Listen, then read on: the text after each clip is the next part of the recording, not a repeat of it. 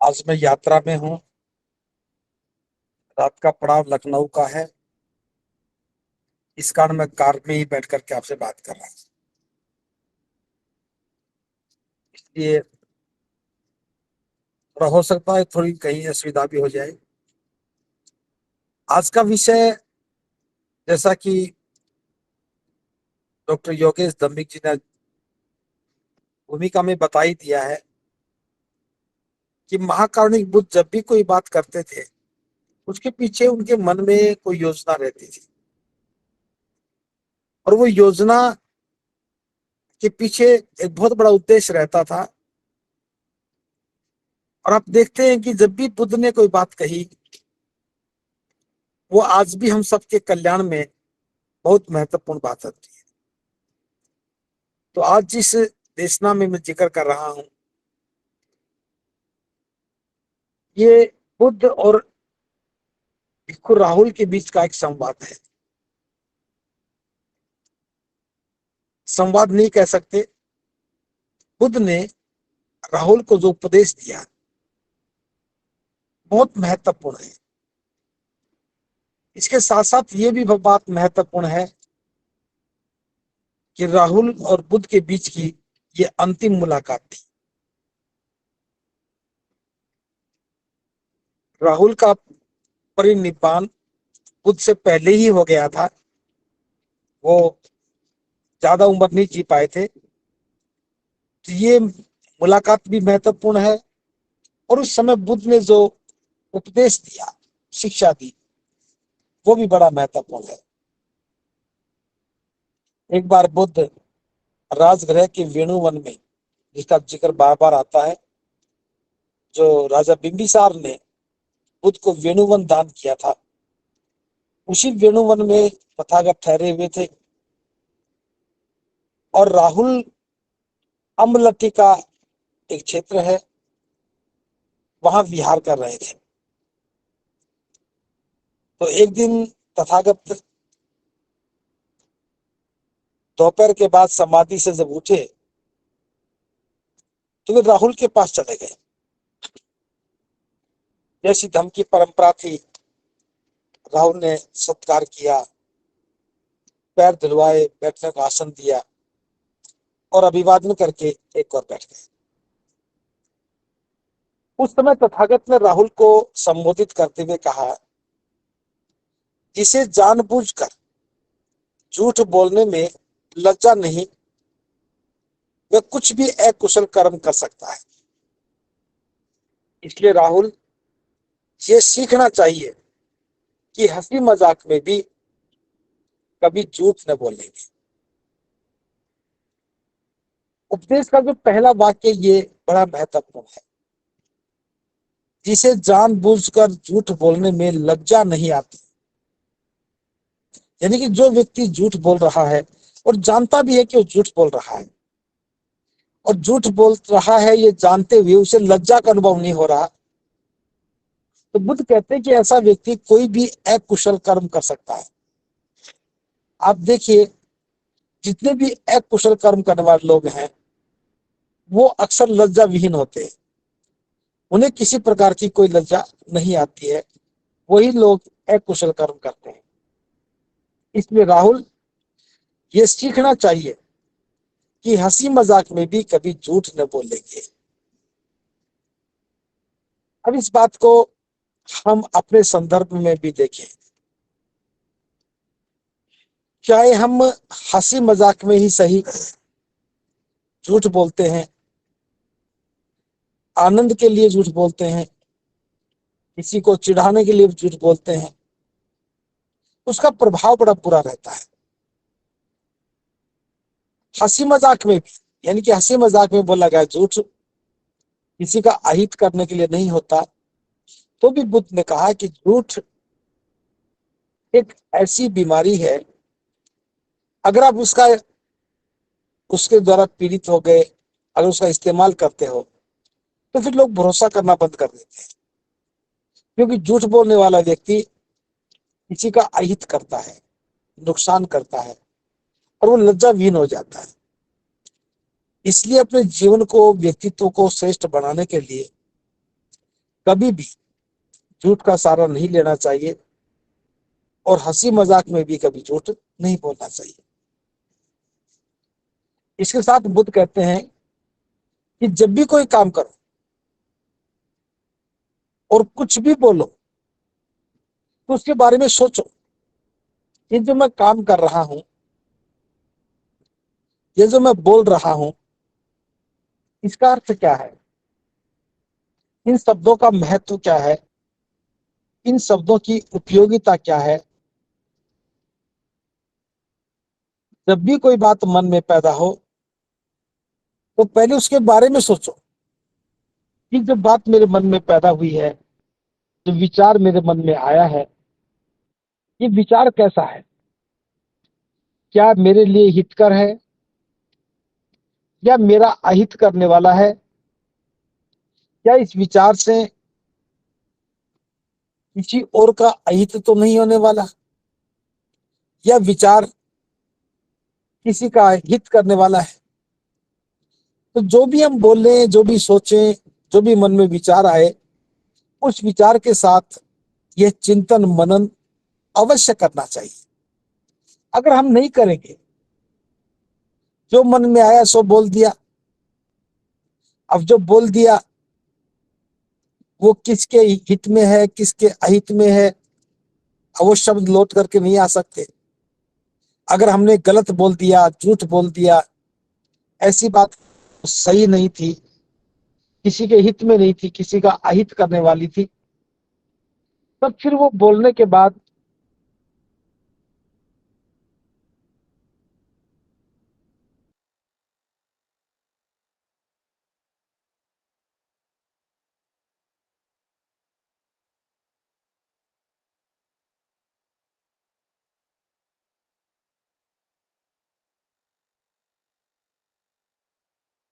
लौट कर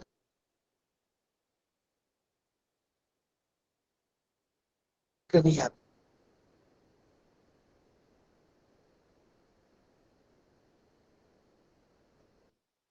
इसलिए अब देने वाला बोलेगा ही नहीं। आज महाकारुणिक बुद्ध की बात करते हैं तो राहुल उपदेश देते हुए बुद्ध कहते हैं कि जो भी विचार मन में आया है उसे पहले तोल लो, उसे पहले समझो, जानो वो विचार क्या है, उसके बारे में सोचो, उस विचार के प्रभाव के बारे में सोचो कि वो कुशलता का विचार है या अकुशलता का है, किसी का हित करने वाला है, किसी का अहित करने वाला है, किसी की हानि करने वाला है या किसी को लाभ पहुंचाने वाला है, या ऐसा बोलने से मेरा हित होगा या मेरा अहित होगा। इसलिए बोलना जरूरी नहीं है, ज्यादा बोलना तो बिल्कुल भी जरूरी नहीं है।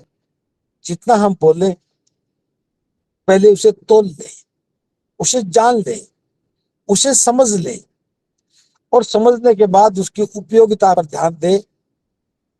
इसलिए प्रत्येक व्यक्ति को जो इस गूगल मीट में बैठे हैं, इस बात को सुन रहे हैं, उनसे भी मैं कहना चाहूंगा, तथागत के द्वारा राहुल को दिया गया उपदेश हमारे व्यक्तित्व में क्या चांद लगाने वाला है। हम सब लोग अगर इस बात की गंभीरता को समझ लें कि मन में जो विचार आया, जो भाव पैदा हुए, जो बोलने के लिए हम तैयार हुए, पहले उसे जांच लो, समझ लो कि वो बोलने के लायक हैं भी या नहीं।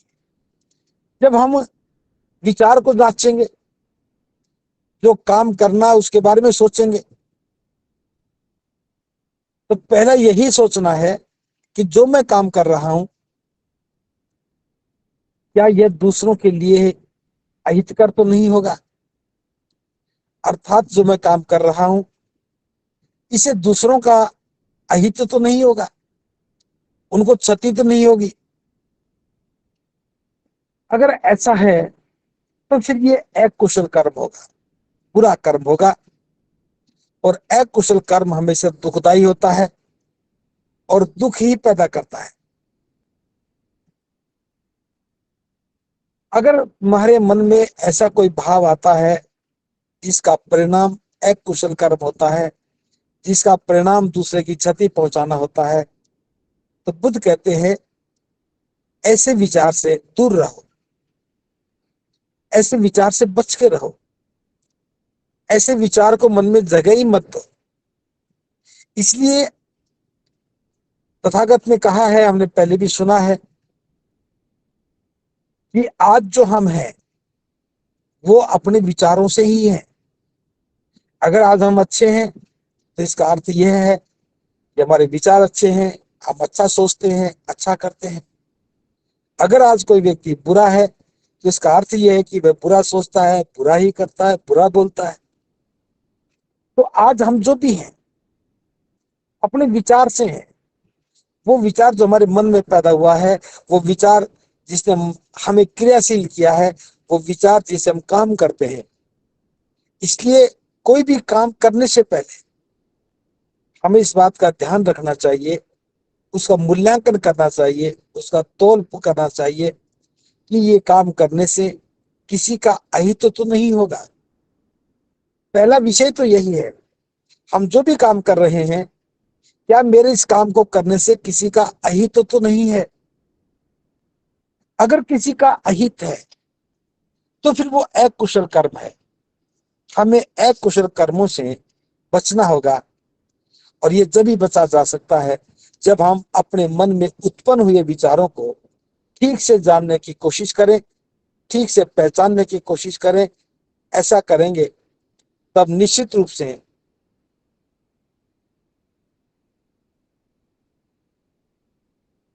कुशल कर्म करने से बचे रहेंगे। और अकुशल कर्म से बचने का अर्थ है कि हम कुशल कर्म करेंगे। जब हम कुशल कर्म कर रहे हैं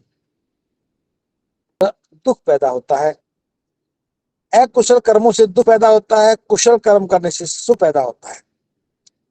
अकुशल कर्म करेंगे मन में पीड़ा होती है, और कुशल कर्म करेंगे मन में प्रसन्नता पैदा होती है, प्रसन्नता का भाव पैदा होता है। इसलिए बुद्ध ने कहा है कि किसी भी काम को करने के बाद पछताना ना पड़े, बल्कि मन प्रसन्नचित हो। उस काम को करने के बाद मन प्रसन्नचित हो तो निश्चित रूप से वो कुशल कर्म ही होगा। और किसी काम को करने के बाद दुख का भाव हो, मन दुखी हो जाए, तो समझना कि वो अहित करने वाला काम था, किसी के लिए अहित करने वाला था, अकुशल कर्म हो गया। तो अकुशल कर्म हमेशा पीड़ा देते हैं, दुख देते हैं, और कुशल कर्म हमेशा सुख देते हैं। ये बात हमें अक्सर ध्यान रखनी चाहिए। कोई भी काम करने से पूर्व उस पर सोचना, विचारना, मनन करना, चिंतन करना बहुत जरूरी है। और कोई भी काम करने से पहले ये जान लेना बहुत जरूरी है कि इस काम से किसी का अहित तो नहीं है। हमारा हित होता है नहीं होता ये अलग बात है, लेकिन किसी का अहित नहीं होना चाहिए। और मैं ये बात आपको आज के संदर्भ में बताना चाहता हूं। बाबा साहब ने जो कानून ड्राफ्ट किए संविधान में, उसकी मूल भावना के पीछे यही है कि अपराधी भले ही बच जाए, लेकिन किसी निर्दोष को सजा नहीं मिलनी चाहिए। अपराधी भले ही बच जाए, लेकिन निर्दोष को सजा नहीं मिलनी चाहिए।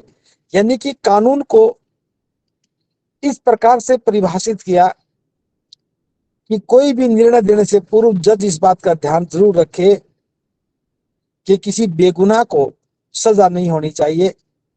भले ही जिसने गुनाह किया वो ना पकड़ा जाए, सजा ना पा सके, लेकिन बेगुनाह को सजा नहीं मिलनी चाहिए। तो ये बुद्ध के उसी विचार से निकला हुआ विचार है कि कोई भी काम कर रहे हैं उससे पहले जान लेना जरूरी है कि इससे किसी का अहित तो नहीं हो रहा है। हित होगा ये बाद की बात है, लेकिन किसी का अहित नहीं होना चाहिए।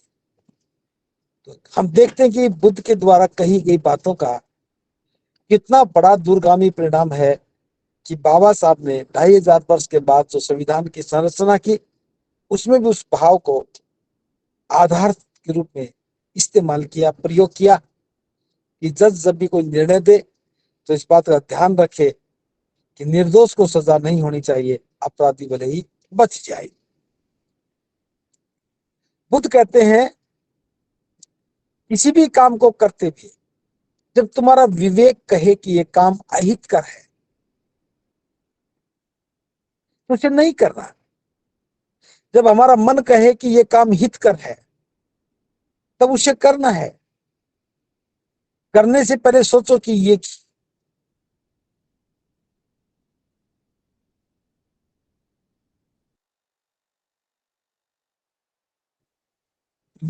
में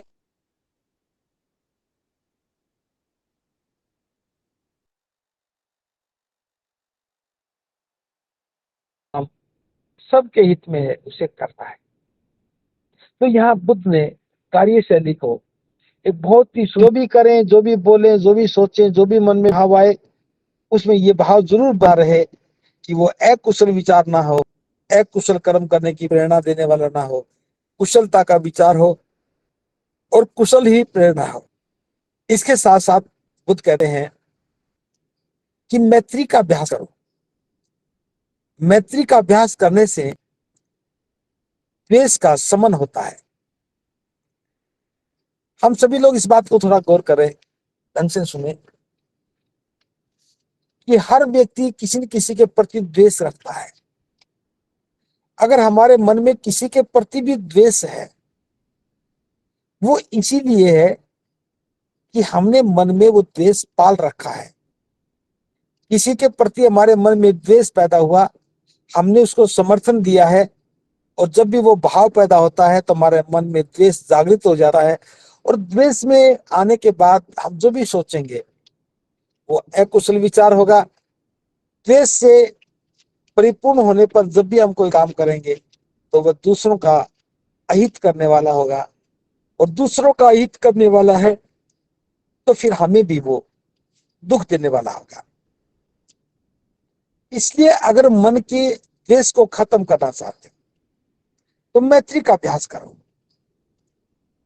आपने यदि ध्यान साधना की है तो ध्यान साधना में मंगल मैत्री एक बहुत उसका अभिन्न अंग रहता है। ध्यान साधना करने के बाद उठने से पूर्व अक्सर ये कहा जाता है कि मंगल मैत्री का अभ्यास करो, दुनिया के सभी प्राणी सुखी हो, सबका कल्याण हो, सबको कल्याण का मार्ग मिले, किसी को कोई दुख ना। ये सब सुख गाथा मंगल मैत्री की ही गाथा है। ध्यान साधना के बाद हम जो भी हमारे निकट संबंधी हैं, परिजन हैं, दूर के मित्र हैं, अपरिचित लोग हैं, हम सबके कल्याण की बात करते हैं। जो कल्याण की बात करते हैं, सबके भले की बात करते हैं, मंगल मैत्री का अभ्यास करते हैं, जब हम दूसरों के लिए भले की बात सोचते हैं तो हमारा मन बड़ा प्रसन्नचित होता है। जो हमारे मन में द्वेष मात्र भी कहीं द्वेष रहता है वो द्वेष खत्म होने लगता है, मन निर्मल होता है। और मैत्री का अभ्यास वास्तव में कल्याण का अभ्यास है। जो हमारे मन में मैत्री उत्पन्न होती है ये कल्याण की भावना का ही दूसरा नाम है। इसलिए निरंतर हमें हर रोज सुबह बिस्तर से उठने के बाद यदि आप ध्यान साधना करते हो तो ध्यान साधना का इसे ऐसा बनाओ। अगर ध्यान साधना नहीं करते हो तो बिस्तर से उठने से पहले मंगल मैत्री का अभ्यास अवश्य करना चाहिए कि सबका कल्याण हो, किसी का कोई अहित ना हो, मेरे परिजनों का कल्याण हो, मित्रों का कल्याण हो, सगे संबंधियों का कल्याण हो, जिनको हम जानते हैं उनका भी कल्याण हो, जिनको नहीं जानते उनका भी कल्याण हो। तो बार बार हर रोज जब हम मंगल मैत्री का अभ्यास करते हैं तो इसका सबसे अच्छा जो काम है हमारे मन में जो भी ईर्ष्या है, द्वेष है, उसका शमन हो जाता है, वो खत्म होने लगती है। ईर्ष्या का शमन होने से मन की निर्मलता बढ़ती है, मैत्री बढ़ती है, हम जीव जंतुओं से प्रेम करने लगते हैं। और ये जीव जंतु से प्रेम करना एक उत्साह पैदा करने का काम है। जो व्यक्ति स्वयं से प्रेम करता है, जीव जंतु से प्रेम करता है, मानवता से प्रेम करता है, उसके मन में हमेशा कल्याण की भावना बनी रहती है। तो मंगल मैत्री का भाव जो है वो कल्याण का भाव है। हमें निरंतर मंगल मैत्री का अभ्यास करना चाहिए। जो ध्यान साधना करते हैं वो ध्यान साधना के बाद करें और जो ध्यान साधना नहीं करते वो भी सुबह उठ करके बिस्तर में बैठे बैठे ही इस मंगल मैत्री का अभ्यास अवश्य करें, जो मैंने अभी आपको बताया है। मंगल मैत्री का अभ्यास करने से मन निर्मल होता है, इसका मैंने जिक्र कर दिया है। आगे बुद्ध कहते हैं कि राहुल, करुणा का अभ्यास करो। करुणा का अभ्यास करने से जो हमारे मन में खींच है, इसे हम नाराजगी रखेंगे अगर मन दुखी होता है। और करुणा का अभ्यास करने से मन प्रसन्नचित रहता है। और सबसे बड़ी बात, जो हमारे मन में नाराजगी रहती है, वो नाराजगी खत्म हो जाती है। तो नाराजगी का भाव हमारी खींच को खत्म करता है। और अब जब ध्यान साधना के बाद हमें करुणा का अभ्यास करने का बहुत अवसर मिलता है। मंगल मैत्री की भावना भी हमारी करुणा को और आगे बढ़ाती है। और करुणा का अर्थ ही यही है कि मन में दया भाव है, दूसरों का भला करने का भाव है, पीड़ित लोगों को देख करके उनके प्रति मन में सहानुभूति पैदा होने का भाव है, दीन दुखी को देख करके सहायता करने का जो भाव है, सेवा भाव, सहायता भाव दान पारमिता से और ज्यादा प्रगाढ़ हो जाता है। तो हमें निरंतर घर में एक दान पात्र रखना चाहिए, उसमें हर रोज कुछ ना कुछ डालना चाहिए, ताकि हमारी दान पारमिता का अभ्यास पूरा हो सके और हमारे मन में जो खींच है, नाराजगी का भाव है, हम उससे मुक्त हो सके। इसके बाद बुद्ध कहते हैं कि जो दूसरे लोग हैं, उनके कल्याण को देख करके, उनके भले को देख करके, उनकी प्रगति और समृद्धि को देख करके मुदिता का अभ्यास करो। ऐसा करने से हमारे मन में जो शत्रुता का भाव है, उसका शमन हो जाता है। जैसे पड़ोस में बहुत लोग रहते हैं, किसी की कामयाबी हुई, अच्छी नौकरी लगा, अच्छी परीक्षा पास कर ली, घर में और कुछ अच्छा का वातावरण बना, में हमें मुदिता आनी चाहिए, हमें उसको मुबारकबाद देनी चाहिए, हमें उसको साधुवाद ज्ञापित करना चाहिए, हौसला बढ़ाना चाहिए। दूसरों की प्रगति को देख करके, दूसरों की समृद्धि को देख करके जब हम उन्हें प्रोत्साहित करते हैं, हमारे मन में भी प्रसन्नता का भाव पैदा होता है। तो हमें अभ्यास करना चाहिए कि दूसरों की समृद्धि को देख करके, दूसरों के कल्याण की बात को देख करके, उनके सुख को देख करके हमें भी प्रसन्नचित होना चाहिए। अगर लगातार हम ऐसा अभ्यास करते हैं, और इस अभ्यास का सबसे अच्छा कारण यही है, जब भी हमें पता लगे कि किसी व्यक्ति ने कोई कामयाबी हासिल की है, कामयाबी की बुलंदियों को छुआ है, उसके घर में समृद्धि है, तो हम उसे साधुवाद ज्ञापित करें, उसके लिए मंगल कामना करें, उसे करने के लिए करने की बात करें। तो इससे हमारा मन प्रसन्नचित होता है। हमारा मन प्रसन्नचित होगा तो हम आनंदित होते हैं, और ये आनंदित होना ही मुदिता है। और मुदिता का भाव, हमारे मन में जो भी शत्रुता का भाव है किसी के प्रति, वो नष्ट हो जाता है, खत्म हो जाता है। इससे हम बड़े आनंदित होते हैं। इसके बाद बुद्ध कहते हैं कि जीवन में बहुत सारी घटनाएं घटती हैं। कोई हमारे बारे में बुरा सोचता है, कोई हमारा बुरा करता है, कोई हमें बुरा कहता है, और हम बेबस दुखी हो जाते हैं।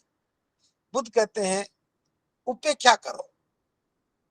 अगर हम उपेक्षा करना सीख जाएं, उपेक्षा करना सीख जाएं, तो जो भी हमारे विरोधी हैं, उनका विरोध स्वतः ही दूर हो जाएगा।